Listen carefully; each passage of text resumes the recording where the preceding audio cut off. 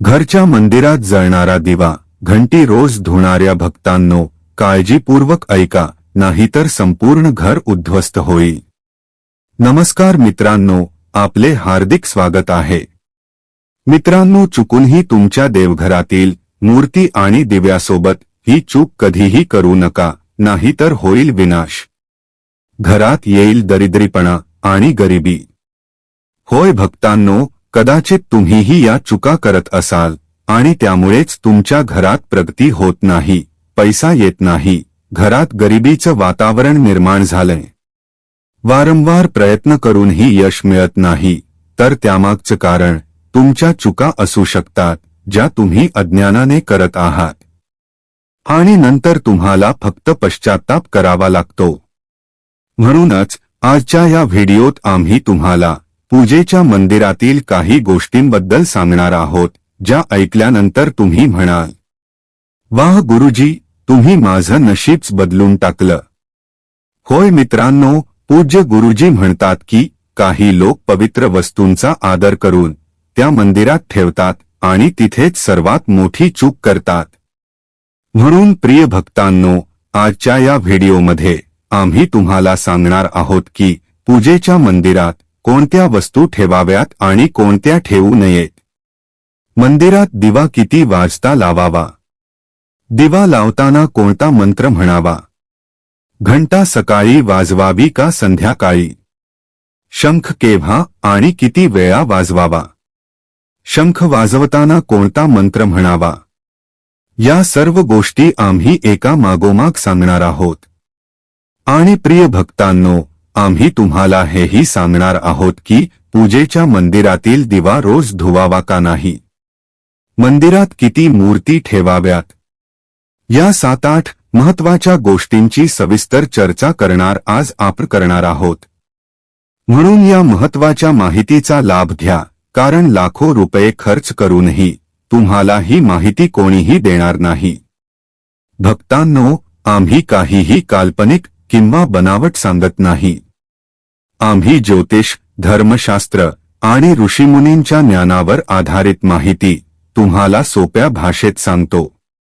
म्हणून तुम्हाला ही माहिती मोफत आणि सहज उपलब्ध होईल. प्रिय भक्तांनो, एक गोष्ट लक्षात ठेवा. एका भक्ताने विचारलं होतं की, गुरुजी, आम्ही खूप पूजा करतो, पण त्याचा काहीही फायदा होत नाही, उलट नुकसान होतं. तर या प्रश्नाचं उत्तरही आम्ही या व्हिडिओत देणार आहोत. म्हणून शेवटपर्यंत हा व्हिडिओ नक्की बघा. आमचं काम सल्ला देणं आहे, आम्ही फक्त मार्गदर्शन करू शकतो. हे ऐकून घेतलं आणि पाळलं तर तुमचं भलं होईल. हा व्हिडिओ शेवटपर्यंत पाहिल्यावर तुम्हाला कुठल्याही अडचणींचा सामना करावा लागणार नाही. तुम्ही स्वतःच समंजस आहात. चला भक्तांनो, आता अधिक वेळ न घालवता आपण मुख्य माहिती सुरू करूया.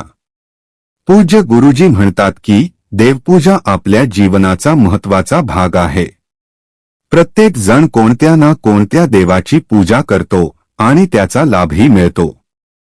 पण तुम्हाला माहिती आहे का, लहान चुका तुमच्या पूजेचा संपूर्ण फायदा मिळण्यात अडथळा आणू शकतात. या चुका नकळत होतात आणि आपण त्या दुर्लक्ष करतो. आपल्या शास्त्रांमध्ये या गोष्टींचा विशेष उल्लेख केला गेला आहे, जेणेकरून आपण पूजेमध्ये पूर्ण फल प्राप्त करू शकू. आजच्या या व्हिडिओमध्ये आपण घराच्या मंदिरातील दिवा आणि घंटीचा योग्य उपयोग व त्यांच्या देखभालीबद्दल चर्चा करू. दिवा रोज धुवावा का आठवड्यातून 1-2 वेळा? धातूचा दिवा असेल तर तो कधी स्वच्छ करावा? मातीचा दिवा कोणत्या प्रसंगी वापरावा? मंदिरात कोणत्या प्रकारची घंटी असावी? घंटी किती वेळा वाजवावी आणि केव्हा वाजवावी? संध्याकाळच्या पूजेमध्ये घंटी वाजवावी का? या सर्व प्रश्नांची उत्तरे तुम्हाला या व्हिडिओमध्ये मिळतील. भक्तांनो, हा व्हिडिओ पूर्ण पाहणे खूप महत्त्वाचे आहे, कारण अपूर्ण माहिती कधी कधी चुकीच्या समजुती निर्माण करू शकते. या ज्ञानवर्धक माहितीला आम्ही तुमच्या सोयीसाठी सोप्या आणि स्पष्ट भाषेत मांडले आहे. सर्वप्रथम आपण मातीच्या दिव्याबद्दल बोलू. हा दिवाळी आणि इतर धार्मिक सण, पूजा, अनुष्ठान यासाठी प्रामुख्याने वापरला जातो. घराच्या मंदिरात किंवा दाराजवळ हा दिवा लावणे अत्यंत शुभ मानले जाते. पण मंदिरात ठेवल्यास यासोबत काही नियम जोडलेले असतात. मातीचा दिवा शुभतेचे प्रतीक मानला जातो. तुम्ही तो घराच्या मंदिरात वापरू शकता, कारण तो कोणत्याही वास्तुदोषाला कारण ठरत नाही. पण तो वापरण्याचा एक नियम आहे. मातीचा दिवा एकदा जळाल्यानंतर तो पुन्हा मंदिरात ठेवू नये. प्रत्येक वेळी नवीन मातीचा दिवा वापरणे शुभ मानले जाते. भक्तांनो, पुढे या व्हिडिओमध्ये आम्ही तुम्हाला सांगू की मंदिरातील घंटी कधी आणि कशी स्वच्छ करावी, तसेच ती किती वेळा वाजवावी. म्हणून व्हिडिओ शेवटपर्यंत नक्की पहा. धातूच्या दिव्यांबद्दल बोलायचे झाल्यास तुम्ही पाहिले असेल की लोक पितळ किंवा तांब्याच्या दिव्यांचा वापर करतात. हे दिवे केवळ सुंदर दिसतात असे नाही, तर त्यांचे धार्मिक महत्त्वही आहे. जर तुम्हीही हे दिवे वापरत असाल तर त्यांची स्वच्छता फार महत्त्वाची आहे. हे दिवे रोज धुवून स्वच्छ केले पाहिजे. सर्वात उत्तम उपाय म्हणजे गंगाजलाने त्यांची शुद्धी करणे. गंगाजलाने धुतल्याने दिव्याची पवित्रता आणि घरात सकारात्मक ऊर्जा टिकून राहते. हा सवयीत अंतर्भूत करा, कारण आठवड्यातून 1-2 वेळा धुण्याने त्यांची पूर्ण शुद्धी होत नाही. आता घराच्या मंदिरातील घंटीसंबंधी बोलू. घराच्या मंदिरात सहसा पितळेची घंटी असते. पितळेच्या घंटीचा आवाज सकारात्मक ऊर्जा वाढवतो आणि नकारात्मक ऊर्जा दूर करतो. घंटीसाठी कधीही दक्षिण दिशेचा वापर करू नये, कारण तो अशुभ मानला जातो. घंटीसाठी योग्य स्थान म्हणजे पूजा स्थळाच्या जवळ किंवा मंदिराच्या प्रवेशद्वारावर. गरुडाचे कोरीवकाम असलेली घंटी सर्वात शुभ मानली जाते आणि ती सर्वोत्तम मानली जाते. आता पाहूया घरात घंटी किती वेळा वाजवावी. भोग अर्पण करताना घंटी 5 वेळा वाजवावी, यामुळे देव भोग लवकर स्वीकारतात. पूजेच्या वेळी घंटी सत किंवा फार मोठ्या आवाजात वाजवू नये. ती केवळ 3 वेळा वाजवावी. घंटी नेहमी उजव्या हाताने वाजवावी आणि तोंड समोरच्या दिशेने असावे.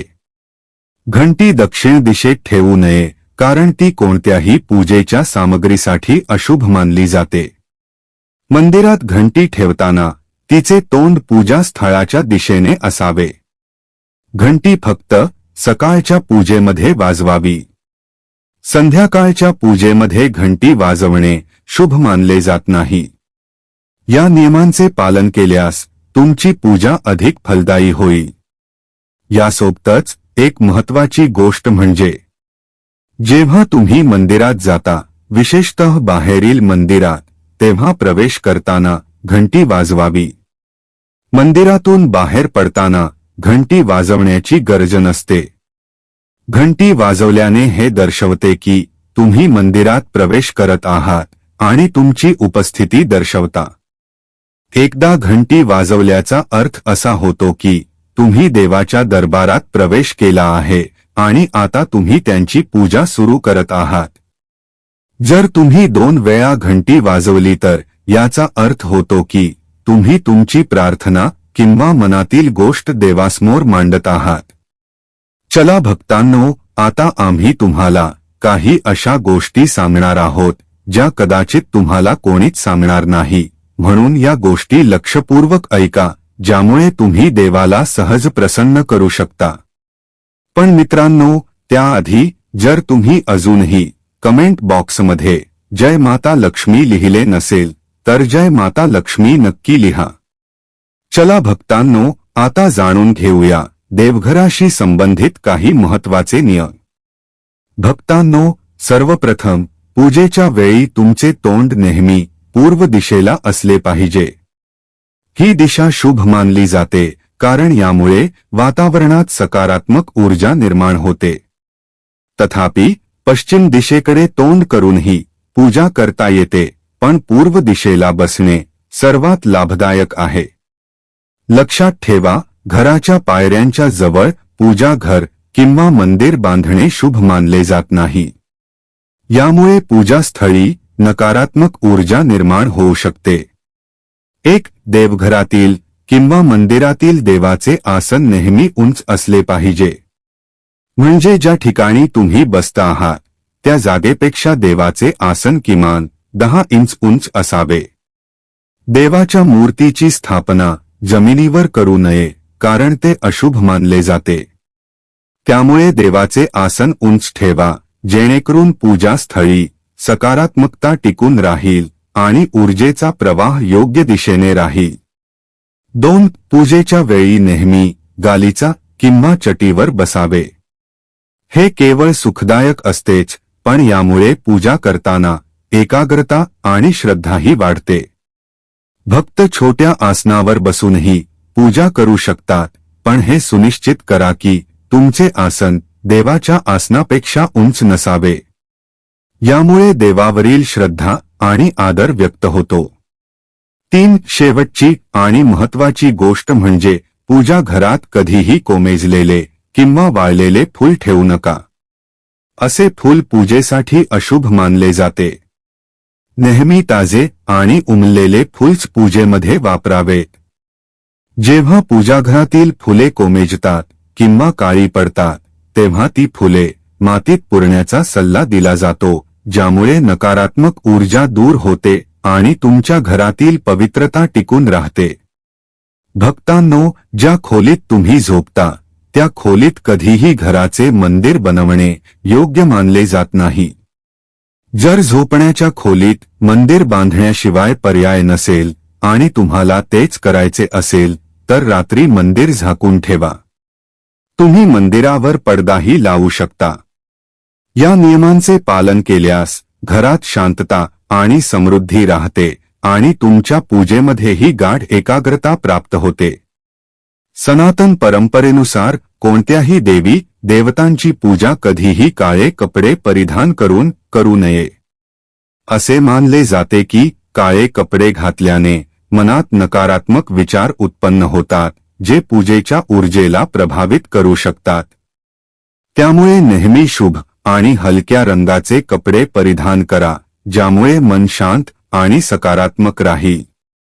चला भक्तांनो, सर्वप्रथम आपण घराच्या पूजा मंदिरात ठेवण्यास योग्य नसलेल्या काही वस्तूंबद्दल महत्त्वपूर्ण नियम जाणून घेऊया. पहिली गोष्ट, घराच्या पूजा मंदिरात एकाच देवी देवतेच्या एकापेक्षा जास्त मूर्ती किंवा फोटो ठेवू नयेत. यामुळे ऊर्जा संतुलन बिघडू शकते आणि पूजेचा परिणाम कमी होऊ शकतो. फक्त एक मूर्ती किंवा फोटो ठेवा, जेणेकरून भगवंताची ऊर्जा योग्य प्रकारे तुमच्या जीवनात येईल. दुसरी गोष्ट, शिवलिंगच्या पूजेसंदर्भात काही महत्त्वाचे नियम आहेत. घरात शिवलिंग ठेवणे अत्यंत पवित्र मानले जाते, पण त्यासाठी योग्य दिशा आणि पद्धत पाळणे आवश्यक आहे. शिवलिंग नेहमी उत्तर किंवा पूर्व दिशेला ठेवावे, जेणेकरून त्याची पूजा योग्य परिणाम देईल. शिवलिंग गर्दीच्या किंवा अस्वच्छ ठिकाणी ठेवू नये. तिसरी गोष्ट, देवाच्या तुटलेल्या मूर्ती ठेवू नयेत. पूजेच्या ठिकाणी ठेवलेल्या मूर्ती किंवा फोटो नेहमी सुस्थितीत असले पाहिजेत. जर एखादी मूर्ती किंवा फोटो तुटलेला असेल तर तो पूजेच्या स्थानावरून काढून टाका. तुटलेली मूर्ती देवाच्या पवित्रतेला बाधा आणू शकते आणि पूजास्थळातील ऊर्जा प्रभावित होऊ शकते. त्यामुळे अशा मूर्तींना योग्य प्रकारे विसर्जित करा, जेणेकरून घरात सकारात्मक ऊर्जा राहील. पूजास्थळी शंख, गोमती चक्र आणि एका पात्रात पाणी ठेवणे शुभ मानले जाते. शंख म्हणजेच भगवानाच्या आशीर्वादाची ध्वनी. तसेच गोमती चक्र घरात समृद्धी आणते. पाणी हे घरातील ऊर्जा शुद्ध ठेवते. या पाण्याला नियमित बदलत राहा आणि शंख व गोमती चक्र स्वच्छ ठेवा. पूजास्थळ नेहमी स्वच्छ आणि पवित्र ठेवा. अस्वच्छतेमुळे नकारात्मक ऊर्जा वाढते, त्यामुळे पूजेचा प्रभाव कमी होतो. दररोज पूजास्थळी स्वच्छता ठेवा, जेणेकरून वातावरण सकारात्मक राहील. पूजास्थळ व्यवस्थित आणि सुंदर ठेवा, जेणेकरून ध्यान करताना अडथळा येऊ नये. पूजास्थळ घरात योग्य ठिकाणी असावे. घराच्या उत्तर पूर्व दिशेत पूजास्थान ठेवणे सर्वात शुभ मानले जाते. ही दिशा घरात सकारात्मक ऊर्जा निर्माण करते आणि पूजेचा प्रभाव वाढवते. पूजास्थळ कधीही बेडरूम किंवा स्वयंपाकघराच्या जवळ ठेवू नये, कारण अशा ठिकाणी नकारात्मक ऊर्जा असू शकते. पूजास्थळाच्या आजूबाजूचे वातावरण स्वच्छ आणि शांत असावे, जेणेकरून पूजा आणि ध्यान यामध्ये कोणताही व्यत्यय येऊ नये. चला भक्तांनो, आता आपण दीपक लावण्याचे महत्त्वाचे नियम जाणून घेऊया. दीपक लावणे अतिशय शुभ मानले जाते, पण ते योग्य प्रकारे लावणे आवश्यक आहे. योग्य पद्धतीने दीपक लावल्याने देवाची कृपा प्राप्त होते आणि घरात सकारात्मक ऊर्जा निर्माण होते. दिवा लावताना लक्षात ठेवण्यासारखे नियम.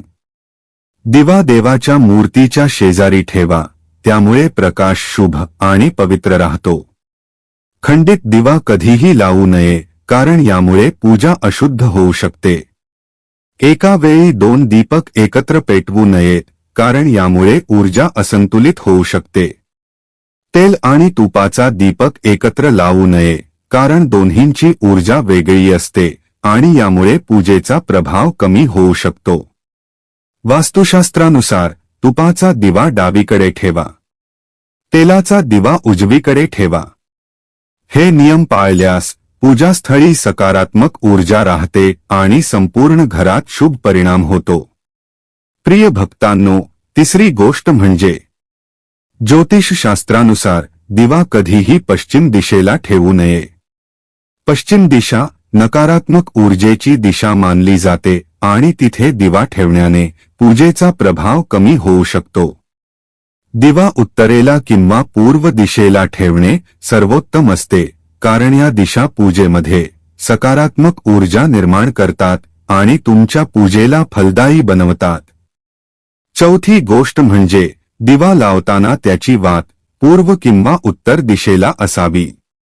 या दिशांना सकारात्मक ऊर्जा निर्माण करणाऱ्या दिशा मानले जाते आणि त्यामुळे तुमच्या पूजेत अधिक शक्ती आणि प्रभाव वाढतो. तसेच भक्तांनो, पूजेमध्ये तुपाच्या दिव्यामध्ये कापसाची वात आणि तेलाच्या दिव्यामध्ये लाल मौलीची वात वापरणे शुभ मानले जाते. रुईच्या वातेमुळे दिव्याचा प्रकाश स्थिर आणि स्वच्छ राहतो, तर लाल मौलीच्या वातीमुळे वातावरणात सकारात्मक ऊर्जा निर्माण होते. पाचवी गोष्ट म्हणजे नवरात्रोत्सवामध्ये देवी दुर्गा आणि लक्ष्मीच्या पूजेमध्ये गोल वात असलेला दिवा पेटवू नये. असे केल्यास पूजेवर प्रतिकूल परिणाम होऊ शकतो. नवरात्र आणि विशेष पूजेच्या वेळी दिव्याचा आकार आणि वात योग्य प्रकारे निवडावी, जेणेकरून देवीदेवतांची कृपा लाभेल. सहावी गोष्ट म्हणजे तुपाचा दिवा पेटवल्यानंतर लगेचच तेलाचा दिवा पेटवू नये. दोन्ही दिव्यांच्या दरम्यान काही वेळेचे अंतर ठेवावे, जेणेकरून वातावरणात शुद्धता आणि संतुलन राहील. पूजेमध्ये दिवा लावण्याच्या योग्य वेळेचा आणि पद्धतीचा अवलंब करा. सातवी गोष्ट म्हणजे दिवा तेव्हाच पेटवावा जेव्हा भगवान जागृत असतात, म्हणजेच सकाळी आणि संध्याकाळी. सकाळच्या पूजेदरम्यान दिवा लावा आणि संध्याकाळी आरतीसाठी दिवा प्रज्वलित करा. यावेळी दिवा लावल्याने सकारात्मक ऊर्जा वाढते आणि पूजेसाठी हे सर्वोत्तम वेळ असते. आठवी गोष्ट म्हणजे दिवा लावण्याला धार्मिक महत्त्व आहेच, पण त्याचे वास्तुशास्त्र आणि ज्योतिषशास्त्रामध्येही विशेष स्थान आहे. दिवा लावल्याने घरामध्ये सकारात्मक ऊर्जा निर्माण होते आणि चक्र संतुलित राहतात. तो नकारात्मकता दूर करतो आणि वातावरण शुद्ध करतो. दिव्याच्या प्रकाशामुळे फक्त घराची ऊर्जा बदलत नाही, तर मानसिक शांतीही मिळते. म्हणूनच पूजेमध्ये दिवा लावताना वरील सर्व नियमांचे पालन करावे. असे केल्याने तुमच्या जीवनात देवाची कृपा सदैव राहील आणि घरात सदैव सकारात्मकतेचा संचार होईल. प्रिय भक्तांनो, तुम्हाला ही माहिती कशी वाटली ते आम्हाला कमेंटमध्ये नक्की कळवा. जर तुम्ही माता लक्ष्मीचे खरे भक्त असाल आणि तिचे प्रेम व आशीर्वाद मिळवू इच्छित असाल, तसेच तिचा तुमच्या घरी वास व्हावा असे वाटत असेल, तर हा व्हिडिओ लाईक करा आणि जय लक्ष्मी माता असे कमेंट करा. ही माहिती जनसामान्यांच्या आवडीचा विचार करून दिली जात आहे. ज्योतिषशास्त्र आणि धर्मातील उपाय श्रद्धा आणि विश्वासानुसारच आजमावावेत. तर मित्रांनो, आजसाठी एवढेच. आम्हाला आशा आहे की आजची महत्त्वपूर्ण माहिती तुम्हाला नक्कीच आवडले असेल. तेव्हा व्हिडिओला लाईक करा, शेअर करा आणि चॅनेलला सबस्क्राईब करायला विसरू नका. धन्यवाद. जय माता लक्ष्मी.